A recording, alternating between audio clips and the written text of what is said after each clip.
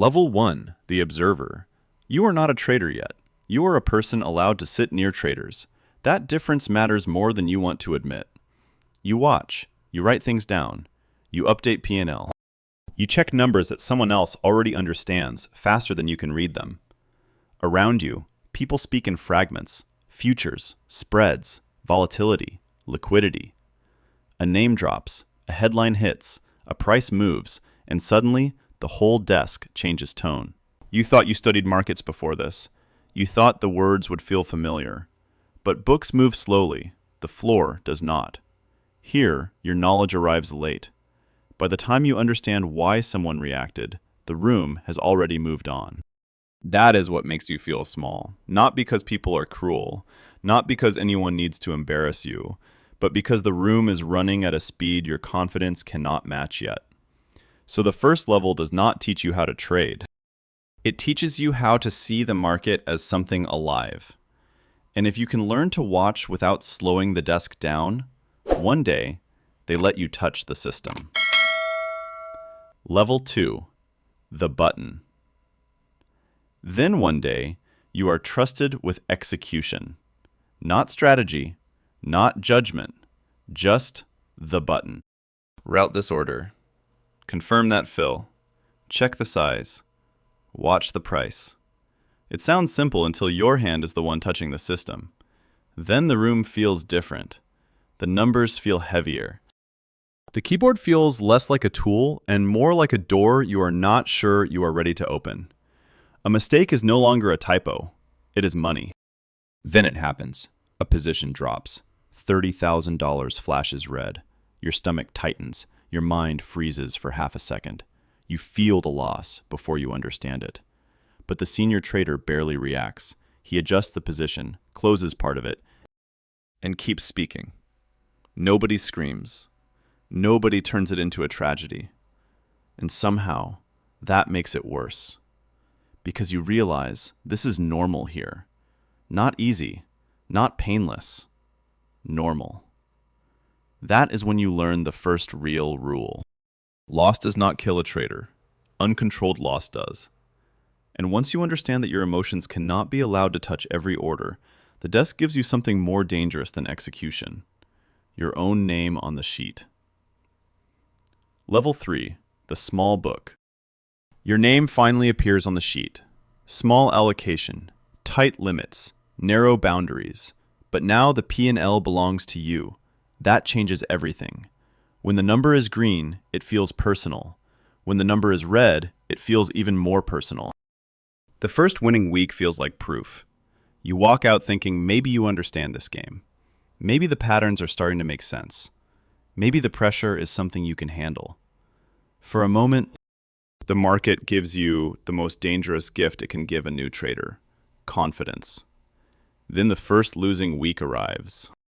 One wrong position eats 3 good days. One hesitation turns a manageable loss into something heavier. And the market does not care that you were careful yesterday. It only prices what you are exposed to right now. That is the humiliation of this level. Not the loss itself, but how quickly it makes your confidence look childish. You sit back down, stare at the same screens, and realize you cannot trade from the person you were yesterday. You have to trade from the position you are in now. At this level, trading stops rewarding confidence. It rewards recovery.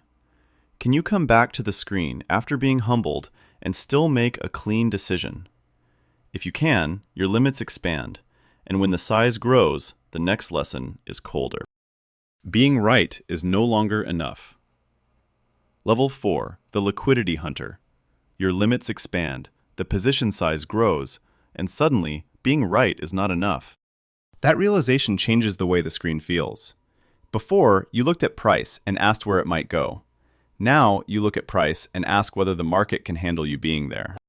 You cannot enter like a small trader anymore. If you push too hard, the market feels you. If you exit too late, the door gets smaller. You start watching order flow, depth, spreads, hidden buyers, nervous sellers. You stop asking only where price might go. You start asking where the market can actually absorb you. This is where trading becomes less romantic and more precise, Because now the danger is not only that you are wrong, the danger is that your own size can make the trade worse. You can have the right idea and still damage the position by entering badly. You can see the exit and still fail to reach it cleanly. You can understand the direction and still lose control of the path. So the question changes. The question is not, am I right? The question is, if I am wrong, can I get out without destroying my own position? Level 5, the desk weapon. Now the desk trusts you. That sounds like a reward. But on Wall Street, trust does not feel soft. It feels heavier than doubt. Your book is larger. The products are more complex. The room no longer watches you like a beginner. And that creates a different kind of pressure. Before, people expected you to make mistakes. Now, they expect you to know which mistakes are too expensive to make. One strong month no longer impresses anyone for long. The desk wants consistency. Different conditions, different volatility, different shocks, same discipline. That is when trading becomes less about proving you can win and more about proving you will not become dangerous when the market changes. A sudden headline can break a setup. Correlations can fail. Liquidity can vanish exactly when you need it.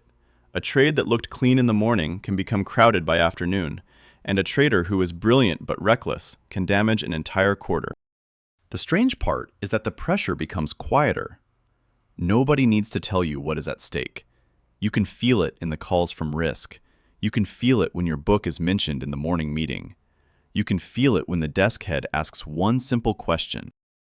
And you realize the question is not really about the trade. It is about your judgment.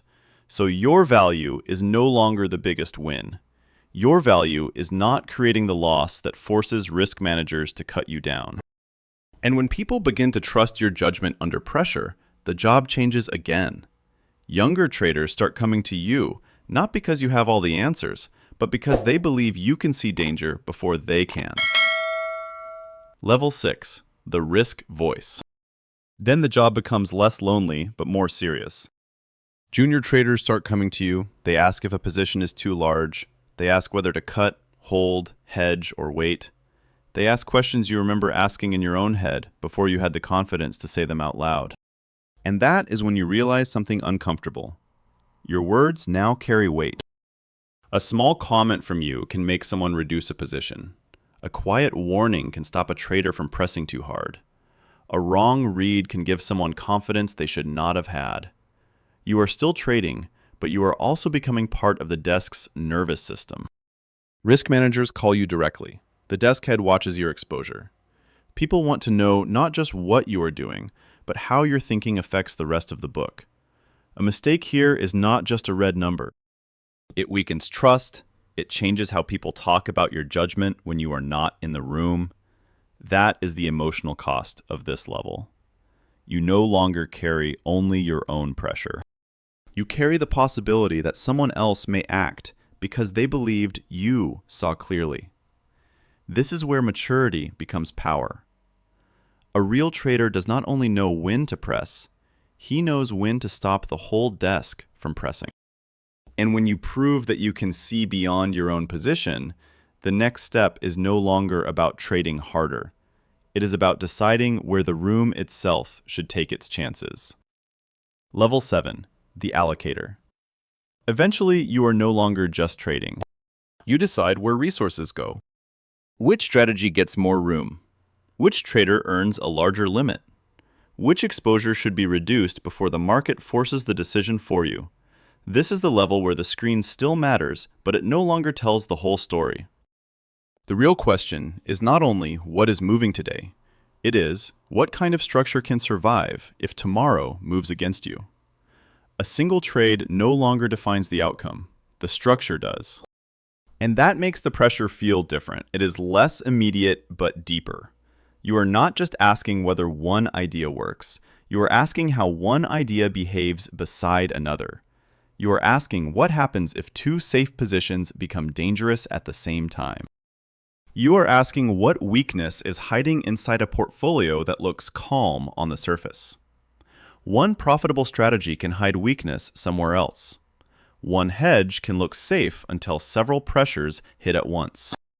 At this level, you are not managing trades. You are managing how different dangers interact before they arrive together. That is why allocation feels colder than trading. Trading punishes you quickly. Allocation can let you feel safe for months before it shows you what you missed. And when the size becomes large enough, the question changes again. It is no longer just whether you can beat the market. It is whether the market can see you coming. Level 8. The Architect. Now teams execute. Analysts monitor positioning. Traders handle volatility. Other people sit closer to the noise than you do. Your role sits above it. You watch flows, crowded trades, stress beneath currencies, bonds, options, and equities. You are no longer reacting to every tick. You are designing how money moves through the system. And that should feel powerful. But at this level, power becomes strange. Because the larger you become, the less freedom you have to move openly. A large position cannot simply appear. It has to be built carefully across time zones, counterparties, and layers of liquidity. Not because you are slow. Because being seen too early can ruin the move before it is complete. This is where visibility becomes danger. If the market senses your size, other players can adjust. Liquidity can disappear. Prices can move before your position is finished. The thing that once made you proud, being noticed, now becomes a threat. That is the coldest level of trading. You no longer just observe the market. The market begins observing you. Most people think trading is about predicting price, but by the time you reach the highest levels, prediction is only the shallowest layer of the game. At the beginning, you are afraid of pressing the wrong button. Then, you are afraid of your first losing week. Then, you are afraid of a position moving against you before you can explain why. Then, you are afraid of losing the trust of the desk, the risk manager, the committee, the people who gave you room to operate. And eventually, the fear becomes colder. You are no longer afraid of being wrong in one trade. You are afraid of the hidden weakness between strategies. You are afraid that the hedge will fail when liquidity disappears. You are afraid that the market will see your size before your position is complete. That is the moment the truth becomes clear. The market does not only punish people who are wrong, it also punishes people who are exposed. When you are small, being seen feels like validation. It means your name is on the sheet, your P&L matters, your voice is being heard. But when you become large enough, visibility becomes danger. Attention can move against you. Liquidity can vanish. Other players can adjust before you finish moving. So the trader's journey is not from fear to confidence. It is from trying to make money to learning how to control the footprint money leaves behind. And somewhere at the beginning, a trainee still looks at the screen thinking he is learning how to trade. Really, he is learning how to control himself first. The strange thing about trading is that the higher you climb, the less it looks like the dream that pulled you in. At first, you think the goal is to touch the market and make it pay you. You want the first good trade, the first profitable week, the first moment someone on the desk notices your name for the right reason. But then the game changes.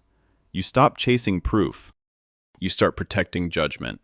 You stop asking how much you can make from a position, and start asking how badly that position can hurt you if the world changes before you do.